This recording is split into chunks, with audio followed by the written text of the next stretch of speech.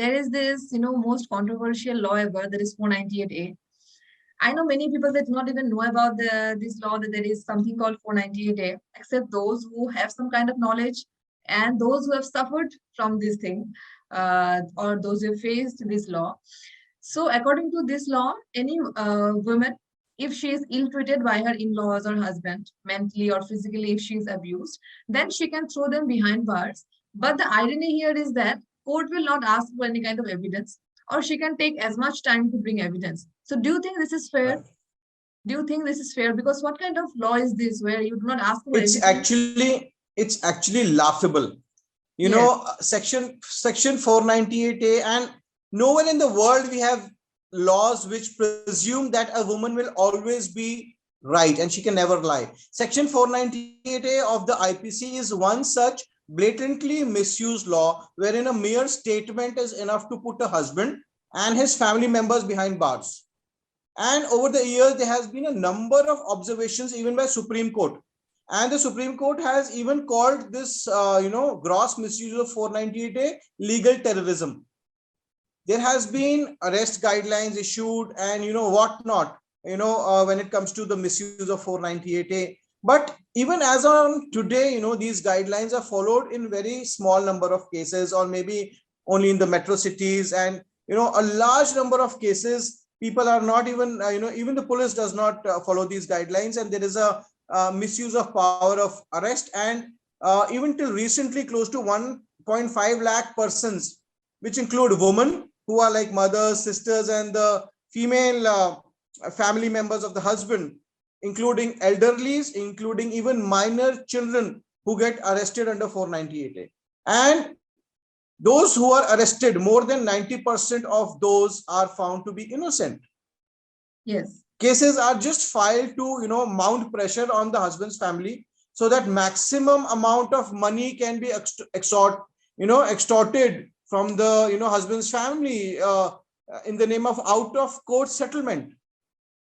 There has been judgments from the Supreme Courts and various high courts about this. In fact, after the Arnesh Kumar judgment in 2014, where the Supreme Court came down very heavily on the misuse of 498A, and the Supreme Court said that there is a tendency of filing false, cases on the family and everything. We've started seeing that now what is happening is there is a tendency of filing false molestation cases, false rape or attempted rape cases on the male members of the husband's family, so that the arrest guidelines can be surpassed.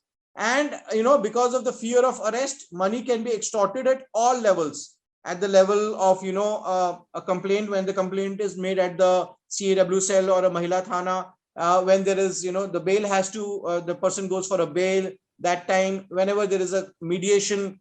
So at all levels, the husband and his family is pressurized that you pay this money, you succumb to the pressures, you agree for whatever we are asking for, otherwise you will go behind bars. And many succumb to the pressure, and many are not able to take all this pressure. And we have seen so many cases where the husband, or sometimes even the entire families, have given up on their lives.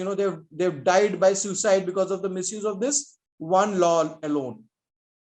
yes, And this law is today nothing but a tool to satisfy vengeance, I would say. It is a tool to settle scores. It is a tool to extort money when the marriage is not working. And this law has done much, much more harm than any good to the society. I think it should either be scrapped or completely overhauled, because in today's time, such laws, has no place in the society. It will only bring disharmony in the society. yes. That is very true. And Mr. Lakhani, do you think that such efforts are being made by the men's rights activists so that this particular law could be scrapped? Do you think such efforts are being made? Well, over the years, for last about 17, 18 years, we have been raising the issue of misuse of 498A and other gender biased laws. We've reached out to the judiciary in the form of some judicial activism, PILs. We've reached out to the lawmakers, giving recommendations. going to the parliament, giving recommendations and to the parliamentary committees. A lot has been done, and even a lot of awareness has happened in the society also. Now, in whichever section of the society you go and you talk about 498A, people understand that most of these cases are false cases. People understand that how these laws are being misused, and this understanding has actually flown to the judiciary also. And there have been a number of observations by various high courts and also the Supreme Court, and the arrest, the harassment has come down to quite an extent, but still a lot has to be done, because innocent men have no say, they have no voice in the form of laws, wherein they can also go ahead and uh, say that I've been subjected to a cruelty. So these laws need to be either gender neutral. There has to be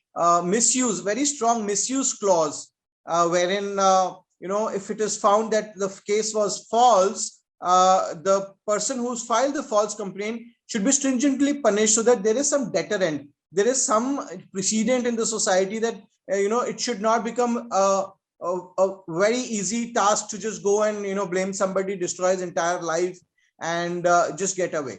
So a lot has been done by the men's rights groups, but this is a long fight, and the opposite side is very strong. They have huge funding, and we people are just we are self-supported, self-funded people, working out of our own passions, working selflessly without any self-interest. So this is a long fight. This is fight between the right and the wrong, and it will take some time for the change to actually come, and to be able to be very, very evident in the society.